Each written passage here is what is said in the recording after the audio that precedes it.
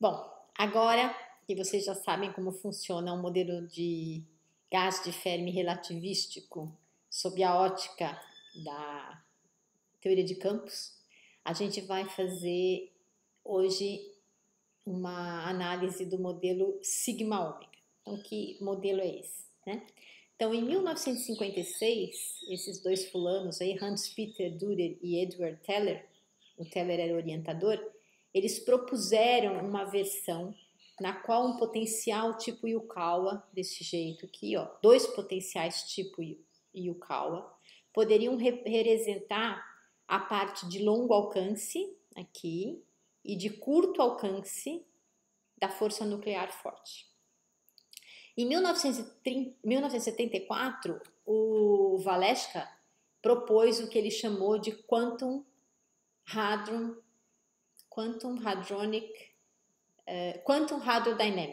Quantum Hadrodynamics 1. Dinâmica hadrônica quântica, baseada na teoria quântica de campos. E essa proposta dele, para ela ser para a gente ter uma solução prática que a gente pudesse aplicar, ela tem várias propostas de que se chama de aproximações de campo médio. A mais simples delas eu vou chamar de, que é conhecida como Relativistic Mean Field, que é campo médio relativístico, ou Hartree relativístico, a aproximação de Hartree, é a que eu vou falar hoje, da qual eu vou falar hoje. Mas existem outros, né? Existe a aproximação de Hartree-Fock, existe Thomas Fermi, existe uma série de outras aproximações que ficam aí para cursos mais avançados. Em 1995, o próprio Edward Teller, que tinha feito a proposta original lá do modelo não relativístico, ele reviu essa proposta dele com uma teoria clássica de campos, mas não pegou, né? Então é um trabalho interessante, mas o que de fato tem aplicação é o modelo conhecido como modelo de Valeska, baseado na teoria quântica de campos, que muitas vezes é simplesmente chamado de modelos RMF, porque eles só são aplicados depois que se faz a aproximação de campo médio. Então vamos ver como é que isso funciona, né? Então a proposta de um potencial, e aí vocês podem brincar de fazer um programinha que programe essas duas coisas, aqui são dois potenciais de Yukawa, com duas constantes, né? GV ao quadrado sobre 4π, GS ao quadrado sobre 4π, que podem ser ajustadas, vezes aqui a cara do Yukawa, né? Que a gente já viu aqui em aulas passadas. Então, exponencial, que vai com menos a massa vezes R e decai com R. Bom, dependendo do sinal que isso tem, a gente tem uma curva assim ou uma curva assim. Então, a proposta é que esse termo aqui, escalar, com sinal negativo, dá essa parte da interação, que é a parte de atração, ou seja, a parte de mais longo alcance da interação nuclear. E essa parte aqui, associada a que eu chamei de S, está associada a um méson que a gente chama de sigma, por isso essa notação sigma. A que eu chamei de V está associada a um méson que a gente costuma chamar de ômega, e por isso ele me dá, com sinal positivo, ele me dá a repulsão, que está aqui, ó, a curtas distâncias. Perceba que eu tenho um gráfico assim e um gráfico assim. Se eu ajustar essas constantes, eu posso ter isso satisfazendo os valores que eu quero, que aqui está o potencial, mas a gente vai ver que em termos de energia de ligação, isso dá uma coisa da ordem de menos 16 MeVs por nucleon, que é aquilo que a gente já viu lá na aula de, quando eu falei de matéria nuclear. Então é um bom momento para quem esqueceu voltar e rever aquela parte de modelo nuclear antes de avançar com coisas mais complicadas. Bom, e quem são essas partículas, né? Essas partículas são normalmente associadas com esse méson sigma, que tem uma massa de 550 MeVs, e o méson ômega, que tem uma massa de 783 MeVs. Então, se a gente olhar para esse potencial, de fato, os desconhecidos são essas GS e o GV, que a gente chama de constante de acoplamento, que vai dar, já vou mostrar por que isso é uma constante de acoplamento, mas acopla os nucleons da minha teoria, os prótons e os nêutrons, com os mesons. Então, esses mesons estão sendo os intermediadores dessa teoria, exatamente como o Yukawa propôs lá com o Pio. Bom, e aí vocês vão me perguntar, Mas por que não pions, então? Se o Yukawa propôs que essa parte aqui pode ser bem descrita pela troca de pions. Por que agora essa confusão de sigma e ômega? Bom, porque o pion tem características que faz que quando a gente faz um cálculo de campo médio não sejam muito boas. Ele é um fulano conhecido como pseudo-escalar, então ele não é exatamente um escalar. E ele, na hora que a gente faz campo médio, a parte mais simples do campo médio, que é essa aproximação de Hartree, da qual eu vou falar, ele desaparece. Então, se ele desaparece, como é que eu vou calcular alguma interação se o efeito desse campo desapareceu, né? Então, é por isso que o pion não é usado e ele é substituído por esses dois potenciais, né? Um que a gente usa o sigma e o outro o ômega. Então, qual é a cara da nossa densidade lagrangiana? Ou qual é a cara da densidade lagrangiana que foi proposta pelo Valesco? É essa aqui, essa tralha toda aqui. Então vamos tentar analisar pedaço por pedaço. Então eu vou começar com o pedaço de cima, que é isso tudo aqui, que eu reescrevi aqui embaixo. Percebe que isso é a mesma coisa que isso aqui? A única coisa é que eu abri os termos, né? Esse psi barra e gama mi del mi tá aqui, menos o m tá aqui psi. Esse termo aqui eu isolei, então vem aqui psi barra, gv, psi barra gama mi, gv, vmi psi, que é isso aqui. E esse último termo aqui eu também isolei, menos com menos dá mais, gs, psi barra, phi psi. Então vamos analisar o que é isso. Esse primeiro termo aqui, vocês devem identificar imediatamente. É aquela parte da lagrangiana que quando eu aplicar as equações de movimento, quando eu aplicar as equações de Euler-Lagrange, vai resultar numa equação de movimento, que é a equação de Dirac. Então essa parte aqui é para descrever os nucleons aqui do meu modelo, que nesse caso são, né, os prótons e os nêutrons. E aqui entram as duas partes da interação que eu mencionei, né? Então, eu vou começar por essa aqui que é mais simples. Então, isso aqui está me dizendo o quê? Que eu tenho um nucleon, e aí vocês podem pensar isso em termos de gráficos de Feynman. Eu tenho um nucleon e um antinucleon que estão sendo intermediados pela troca de um meson φ, né? Então, eu tenho um nucleon e um antinucleon, por exemplo, e tenho um meson escalar que está fazendo o papel de mediador aqui, ok? E aqui é um pouquinho mais complicado. Em vez de eu ter um meson escalar, eu tenho um meson vetorial, e aí para a gente ter uma invariância de Lorentz, é um modelo relativístico, e para isso ser escrito corretamente, isso aqui é um gama mi vmi, né? E a interação é o GV. Então, esse aqui me dá o termo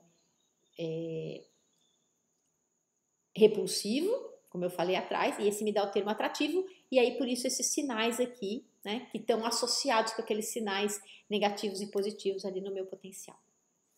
Muito bem. E esse resto? Bom, esse resto tem a ver com invariância de gauge. Então, esse primeiro termo aqui, vamos lá.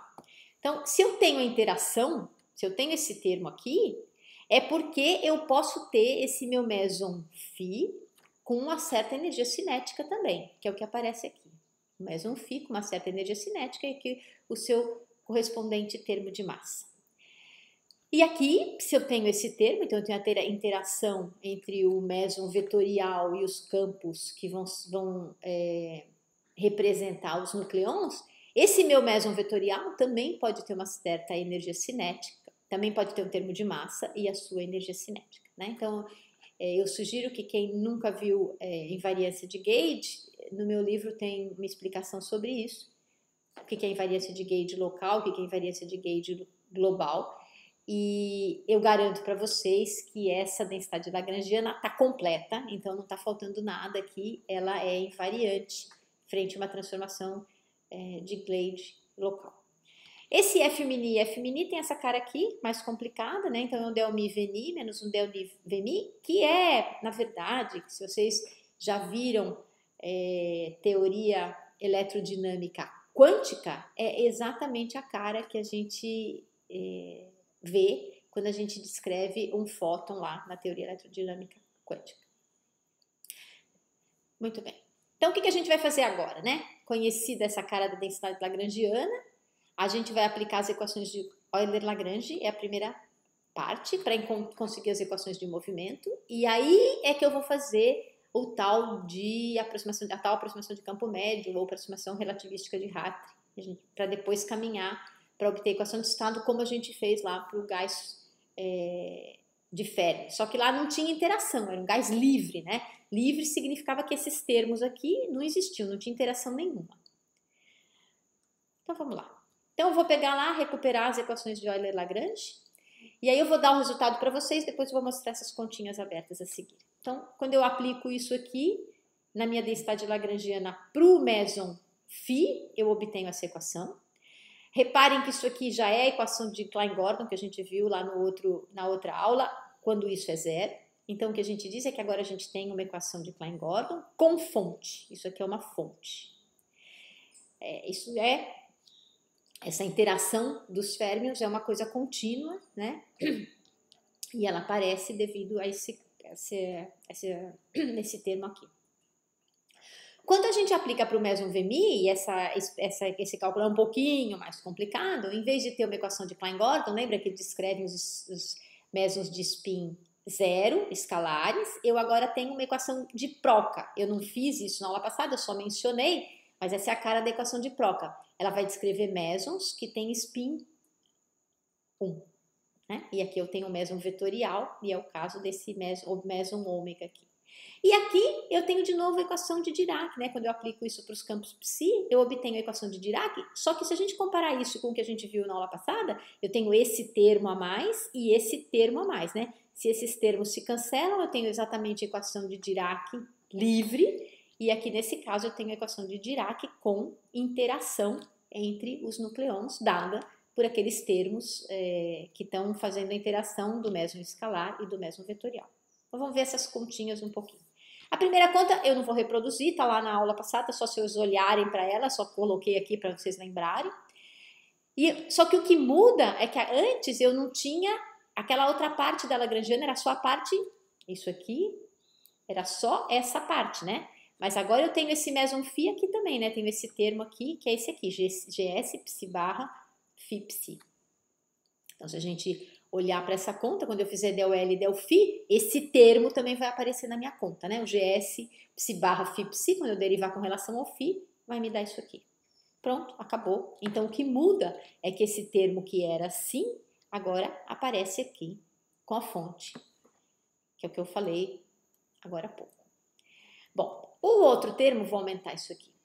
O outro termo, que é o campo vetorial, é um pouquinho mais complicado. Vamos ver. Peraí.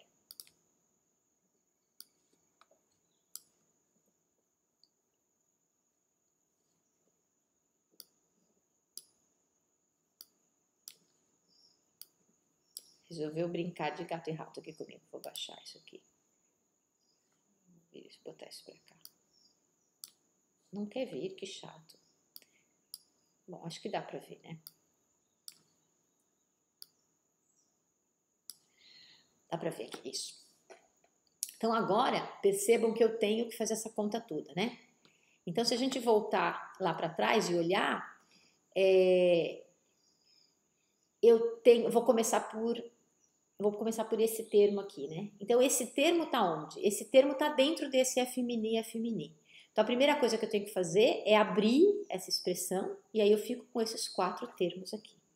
E aí é brincar de fazer essa continha, eu vou abrir aqui os primeiros termos, e aí eu sugiro que vocês olhem no apêndice do meu livro, tem alguma coisa aberta, e façam isso na mão, termo a termo, para se convencerem que isso está correto, né? Ele tem um quarto na frente, por isso que apareceu esse menos um quarto aqui, né? Menos um quarto F mini e F mini, então isso aqui vai dar menos um quarto, agora eu vou começar a derivar cada um desses. Então isso aqui vai me dar o quê? Ó, vai me dar a derivada desse termo vezes esse, mais, que é o que está aqui, mais esse aqui vezes a derivada desse. Depois, a derivada desse termo aqui vezes esse, menos esse vezes a derivada desse, e assim por diante. Okay? Então, vamos abrir esse primeiro aqui para a gente ver. Então, de novo, a derivada desse cara aqui esses dois termos aqui estão embaixo, né? Então, a única coisa que eu sei é que essa coisa vai dar diferente de zero se o mi for igual ao sigma e se o ni for igual ao lambda, que eu escrevi aqui. Delta mi sigma, delta ni lambda, vezes essa tralinha aqui. Mais, esse aqui eu repito. Essa aqui é um pouquinho mais complicada, porque a primeira coisa que eu tenho que fazer é abaixar o mi e o ni. Para fazer isso, eu vou usar o meu tensor métrico, né? Então, eu vou botar aqui, ó, um g, mi, com aí um índice qualquer que eu inventei, que eu chamei de zeta, vezes g, ni, eta, certo? Aí eu abaixo, aí fica assim, ó, del zeta v eta, derivada disso, com relação a del sigma v lambda. Isso vai ser diferente de zero se eu tiver um zeta sigma e se eu tiver um eta lambda. Só lembrando, antes de eu continuar, por que eu estou falando del sigma v lambda, se aqui era del mi v ni, né? Horas, porque se eu botar del mi v ni, eu já estou derivando só naqueles índices que vão aparecer com esse nome, né? Mas na verdade isso é um rótulo, e esse rótulo vai de 0 a 3, 0, 1, 2, 3, e ele pode ser qualquer um, então eu não posso fixar, eu tenho que derivar, né, levando em conta a possibilidade de que todos eles entrem na minha conta. Por isso que eu mudei esse nome aqui, depois eu posso mudar de novo para trás, se eu quiser. Então, voltando aqui a essa conta, isso aqui me deu, então esse termo me deu esse termo me deu esse, né? E se a gente abaixar aqui um pouquinho, opa, agora fez o que eu queria. Eita!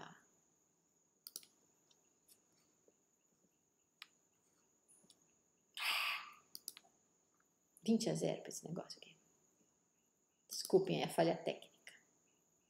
Não é esse slide.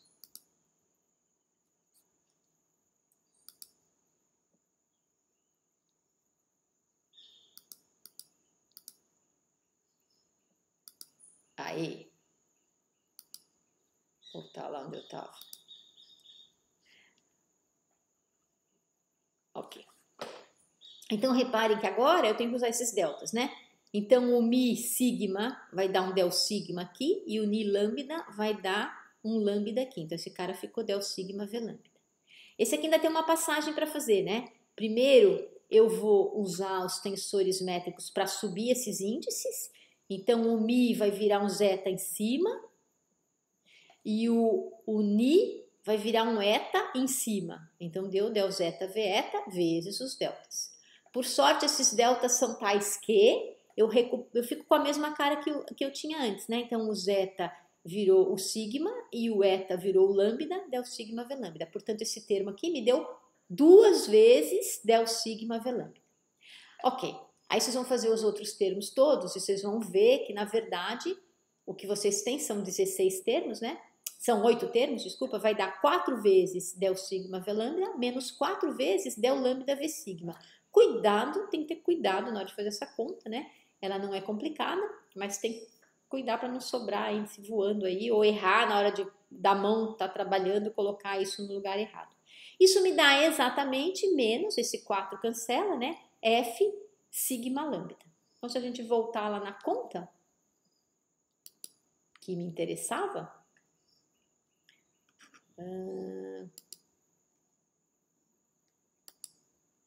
aqui. Então, se eu voltar lá, eu já tenho uma parte dela feita, né? Agora eu tenho que voltar, tenho que fazer essa parte aqui, del L e del Veni, né? Então, de novo, se a gente for olhar lá quais são os termos da minha lagrangiana, minha sugestão é a seguinte, escreva uma lagrangiana num papel aqui para ir conferindo aqui com a conta que eu estou fazendo. Com o Veni, vocês vão ver que vai dar esse termo aqui, que era aquele psi-bar, aquele termo lá que estava dentro do primeiro termo da interação ali, né? Vai dar o Veni sai para fora, psi barra gama mi. Eu tenho que tomar cuidado porque lá eu tinha um V mi em cima, portanto esse G mi ni aparece aqui porque eu estou fazendo com relação ao Veni embaixo, mais um meio de MV4 e aí esse termo del Vmi, né? Que aparece lá. Vou voltar lá para a gente olhar. Esse termo aqui, né? Então, estou derivando esse termo aqui. Esse aqui foi aquela primeira conta que eu fiz e agora eu estou derivando, derivei o primeiro termo que aparece era resultado dessa derivada aqui, desse termo, e agora eu estou derivando esse cara aqui, né? Então, eu tenho que de novo fazer derivada desse vezes esse, mais esse vezes a derivada desse. que é o que está aparecendo aqui nessa conta, certo? Então, vejam isso aqui com cuidado. De novo, eu tenho que brincar com essas histórias dos índices irem para cima e para baixo. Esse cara aqui vai dar 1. E aí eu fico com esse resultado aqui, né? Esse termo aqui, de novo, vai dar um VMI, que eu vou chamar de VNI, vou usar o delta. E esse aqui vai ser um cara igualzinho, vai dar um 2. Esse 2 cancela com esse 1,5 aqui. E aí, quando eu voltar lá na equação de Euler-Lagrange e abrir tudo, então eu vou ficar com essa expressão. Bom, eu multipliquei tudo por -1 para escrever como eu tinha colocado ali no outro índice e fiquei com isso aqui. Então, isso aqui é uma equação de Proca com fonte, né? A equação de conta, o Adobe resolveu me incomodar. Ok. E agora faltou a equação de Dirac, né? Então, se a gente voltar lá na Lagrangiana, eu vou derivar isso com relação ao psi barra, de novo, vocês escolhem, vocês querem fazer em relação ao psi ou ao psi barra, vai dar no mesmo. E aí, del L, del psi barra, me dá isso aqui, que já é a própria equação de Dirac, se fazer assim é mais simples, né? Equação de Dirac com as interações, esse termo aqui dá 0, não tem nenhum del mi psi barra ali. E aqui pronto, ó, se a gente pegar esse termo que está em vermelhinho e esse outro que está em vermelhinho e jogar fora, a gente tinha aquela equação de Dirac que eu deduzi antes, né? Mas esses termos aqui estão mostrando que eu tenho uma interação de Dirac e que existe interação com esses psis que estão aparecendo aqui. Ok, dadas as equações de movimento, agora eu vou fazer o que eu chamei de Relativistic Mean Field, né? Aproximação de campo médio. Então, o que significa isso?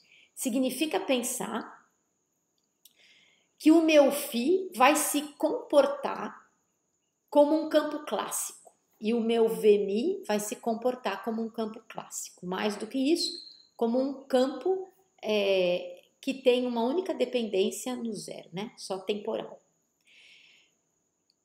Isso significa que as minhas derivadas, as derivadas que aparecem naquelas equações de movimento vão embora e as minhas equações vão ficar muito simplificadas, né? Então vamos voltar a olhar para elas, como é que era? Estava aqui, né? Agora esse φ é um φ0, certo? Se ele é constante, significa que esses caras aqui todos vão embora. Sobrou o quê? Sobrou ms ao quadrado φ0, gs, só que eu estou tomando o valor esperado, né? É o valor esperado dele que vai ser constante. Então, o ms ao quadrado φ0, que é o que eu chamei de valor esperado, é o gs, valor esperado do psi barra psi. Aqui a mesma coisa, ó, essa derivada desaparece. Então, sobrou mv ao quadrado, valor esperado do v0, vai ser gv, valor esperado do psi barra, não sobrou só o v0, então vai ser psi barra gama 0 psi, que é o psi d'Agar psi, certo? Muito bem, por enquanto, claro, eu posso reescrever isso tudo aqui em termos do φ0, posso escrever a minha Lagrangiana, então tudo agora vai levar em conta se eu voltar aqui para a Lagrangiana, por exemplo, né? De novo, esses termos aqui que dependem del 0, v0, del mi, v0, del ni, v0, esses termos todos aqui vão se cancelar. Isso tudo vai ficar muito mais simples, isso aqui vai ser um v0, né? Isso aqui vai ser o φ0 e assim por diante. Então, voltando lá, eu tenho então essa expressão e esse valor esperado do psi barra psi é o que eu vou chamar de densidade escalar. E o valor esperado do psi d'Agar psi é o que eu vou chamar de densidade bariônica, que a gente já calculou lá no gás de Fermi, né? Que vai me dar essa cara aqui simpática do OB. E eu estou fazendo temperatura zero. Então, daqui para frente, eu estou sempre lidando, sem lidar com as funções de distribuições de partículas. Então, o ρS tem essa cara, se a gente fizer esse valor esperado aqui. E o ρ, que agora lá eu chamei de ρ, aqui eu estou chamando de ρB, para lembrar que é só a densidade bariônica que me interessa, vai me dar esse cara aqui. E aqui, em vez de chamar de K, eu chamei de P, 2πf ao cubo sobre 3π ao quadrado. Bom, esse M menos GSφ que aparece na Lagrangiana lá, eu vou chamar de massa efetiva. Então, essa massa agora, percebam que ela está alterada pela existência desse campo. Ela não é mais essa massa do nucleon, né? Aqui eu estou descrevendo, os psis descrevem nucleon. Então, vou voltar lá, para a gente entender bem. Essa massa aqui, ó, não é mais a massa nua, mas ela vem corrigida pela existência dessa interação. Então, eu vou chamá-la de massa efetiva. E ela vai me dar uma equação transcendental. Porque na hora que eu abrir esse φ0, e o φ0 é gs sobre ms ao quadrado vezes o ρs, que é o que eu já escrevi aqui, na hora que eu faço isso, percebam que ela depende dela mesma. Então, a primeira coisa que eu preciso fazer, quando eu quiser fazer achar solução numérica para essa aproximação de campo médio, é encontrar a solução para essa equação transcendental. Por sorte, depende só do φ0, não depende mais de nada, né? Mas existem modelos em que essas dependências vão ser ainda mais complicadas. Então, eu escrevi aqui a minha densidade lagrangiana agora com esses campos clássicos, φ0 e v0. E aí o meu tensor energia-momento, que tem essa cara aqui, ele vai ficar como, né? Agora eu vou reescrever em termos dessa lagrangiana. Então, ele vai dar Gemini, a densidade lagrangiana, vai sobrar esse campo aqui, mais esse termo aqui que sobrou isso, né? Abram essa conta para ver que tem termos aí que cancelam, porque tem alguns termos que vão cair na equação de Dirac, a equação de Dirac é zero, então a gente pode jogar fora. Então, de novo, a densidade de energia é o T00, né? Que vai dar o quê? Ó, T00 é esse cara aí, psi barra, gama 0 del 0 psi, que é exatamente aquele termo que eu usei no cálculo do gás de Fermi livre. Só que agora não está mais livre, né? Essa minha densidade de energia vem acrescentada desses dois termos que aparecem aqui no T00.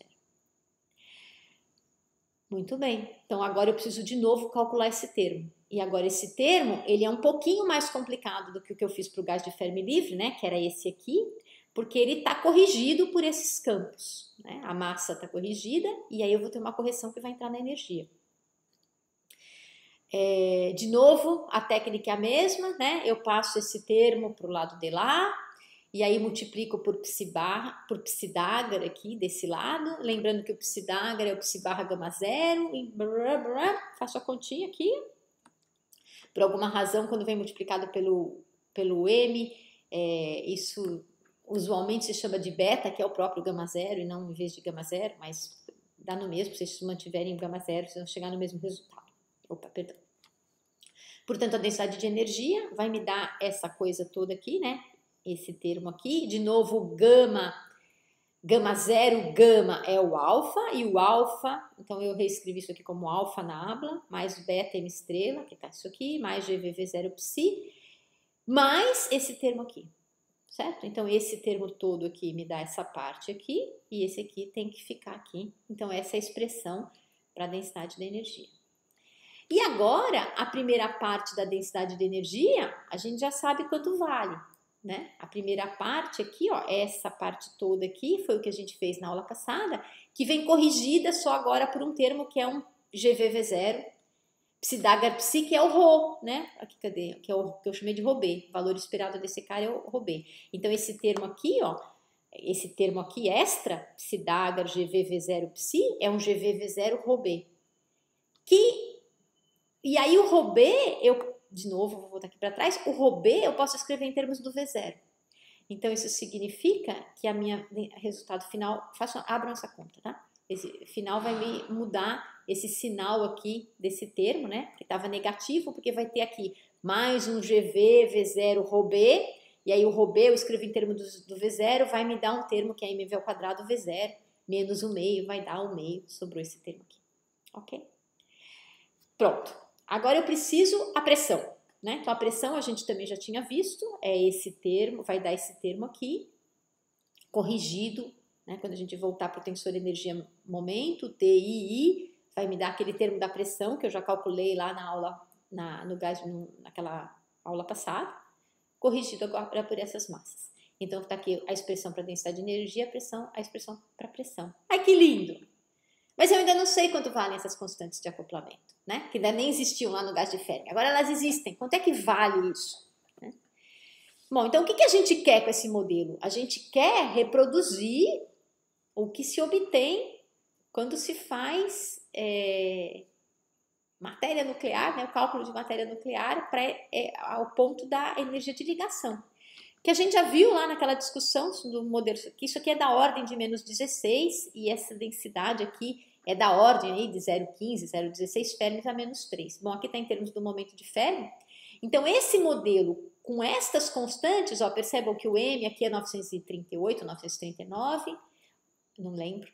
Preciso olhar ali o que eu usei. O ms ao quadrado é o 550 ao quadrado, o mv ao quadrado é o 783 ao quadrado. Isso me ajusta essas duas constantes aqui, me ajusta o GS e o GV, eu sei quanto é que eles valem. E aí eu boto esses valores aqui, onde é que eles entram aqui, né? Eles entram aqui e aqui, né? Aqui nessa expressão que eu coloquei, aqui não está aparecendo, mas lembre-se que o φ0 e o V0 dependem do GS e o GV, né? E o cálculo da massa efetiva também.